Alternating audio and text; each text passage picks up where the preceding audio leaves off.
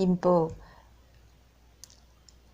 2018년 1월 5일 토요일 23시 전 지인과 톡을 주고받았죠. 그분은 인복이 스스로 많다고 자아자찬하는 분이었어요. 저와는 비교 자체가 사실 불가능할 정도로 확실히 괴리감을 느끼도록 하는 삶의 조건을 가진 분이었죠. 왜 안 그렇겠어요. 그분은 평탄한 가정을 이루고 극히 평범하면서도 지극히 부족함이란 전혀 찾아볼 수 없는 그런 생활을 하고 계시는 분이었으니까요. 아마도 그분은 저를 보면서 본인과 정반대되는 환경에 놓인 저와 비교를 하지 않았을까요? 안도 평안을 그 속에서 느꼈을지도 모르겠어요. 그렇지만 그분과는 다르게 전 큰 테두리에서 해석이 되더라고요. 전 그분에게 이런 글을 써보냈죠. 인복? 많으면 좋겠죠. 사람으로 태어나 부러울 정도로 인복이 많은 이들을 종종 볼 수 있어요. 그런 분을 볼 때마다 전 늘 부러운 시선으로 본 적도 있었죠. 기쁘기도 하고요.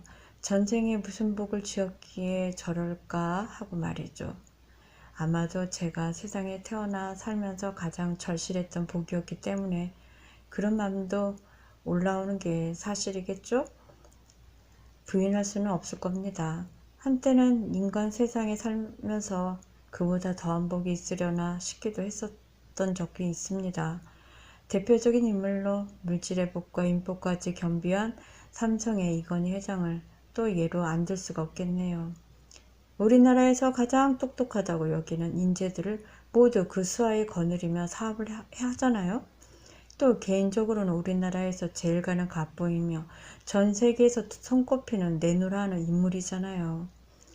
그래도 전 저의 꼴이 형편없더라도 그분을 부러워하고픈 마음은 조금도 안 생겨요. 그보다 더 불행한 팔자가 또 있을까 싶을 정도로 생각하면 지금은 살고 있거든요.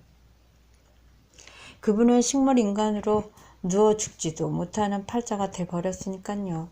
그런 거 부러우세요? 인복이 많으면 죽을 때 좋은 것도 있어 보이더라고요. 장례식장에서조차도 시장 바닥처럼 인파가 북적북적 되잖아요. 최근에는 한 목사님이 저에게 영상을 보내왔어요. 어떤 젊은 여신도가 교회에서 간증했던 영상이더군요. 그 여신도는 자기 남편이 느닷없이 병으로 죽게 되자 근조 하원들이 장례식장 바깥 쫙 몇 줄로 늘어선 사진을 찍어 올려 자랑하더라고요. 자신은 남편이 살아생전 인간관계가 얼마나 좋았으면 죽어서도 지인들이 찾아와 그렇게나 많이 애도해 주는지, 그래서 남편이 얼마나 덕을 많이 쌓았던 분인지, 착하게 살았는지 새삼 존경스럽다고 하더라고요. 그날 부의금도 무지하게 많이 들어왔다고 하면서요. 저는 이렇게 그분에게 묻고 싶네요. 정말 그렇게 죽으면 행복한 죽음입니까? 그러면 아무 연고도 없이 죽어갔던 자, 죽어야 했던 이의 죽음은 어떤 건데요?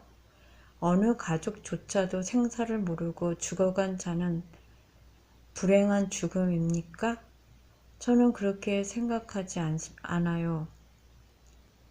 그 여신도는 교회에서 간증을 했던데 그분에게 인터넷을 뒤져서 그 영상물에 전 답을 했어요.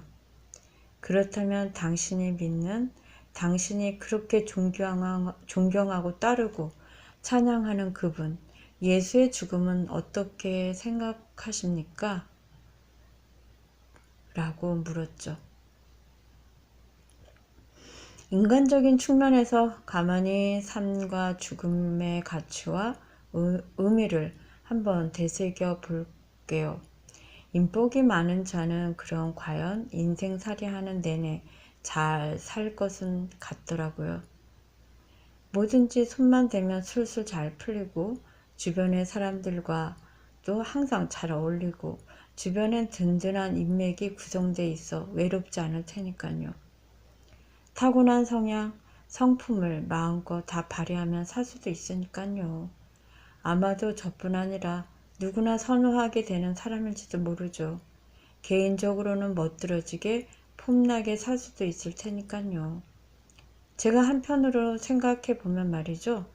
그런 인복이 많은 이들이 과연 사회적, 국가적 가치의 측면에서 기여도 면에서 어떤 값비싼 주가를 가진 존재인지 눈여겨보게 되었죠.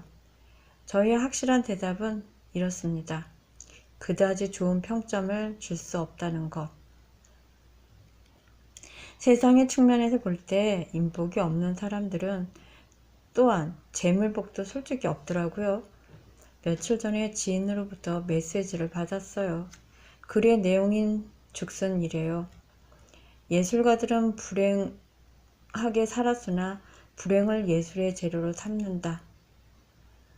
너무 멋진 글이잖아요. 니체가 우리들이 아주 좋아하는 짜라짜짜라는 유명한 책을 출간했죠. 인간다운 거, 너무나 인간다운 거. 같은 책들은 그 당시 대략 한 50여 권밖에 팔리지 않았다고 해요. 니체는 말했어요. 자신의 책은 당대 사람들을 위한 도서가 아니다. 나의 책은 100년 후에 읽혀질 책들이다. 라고 했죠. 그리고 니체는 인복도 그 역시 없었습니다.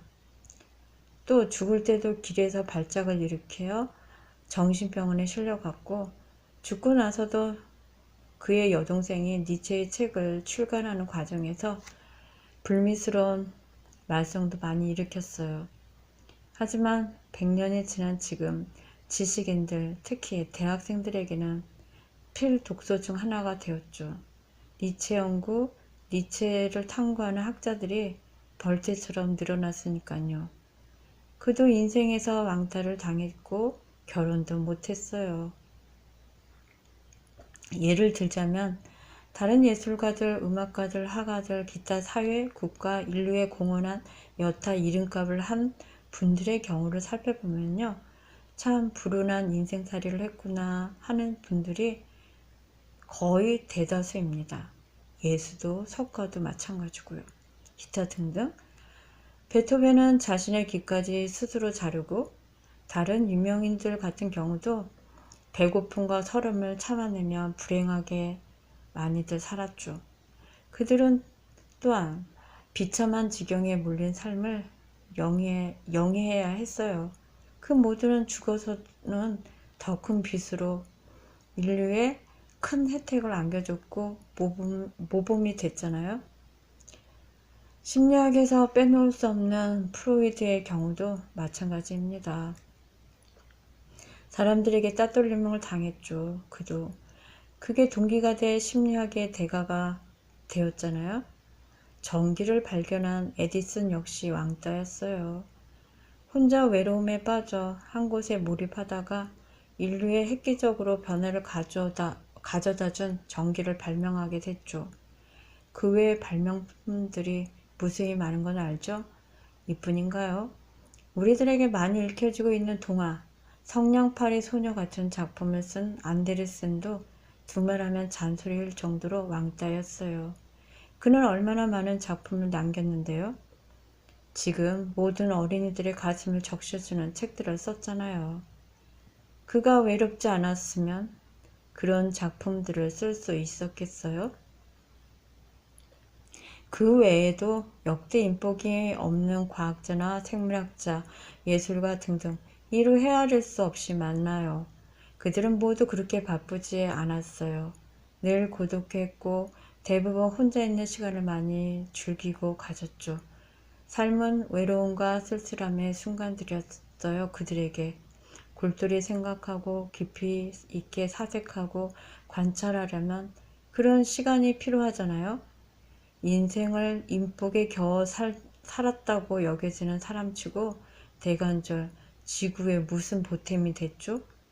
그들이 대체 자신의 삶은 윤택하고 안락하고 평안했을지 몰라도 우주에 무슨 대단한 업적을 남겼냐고요.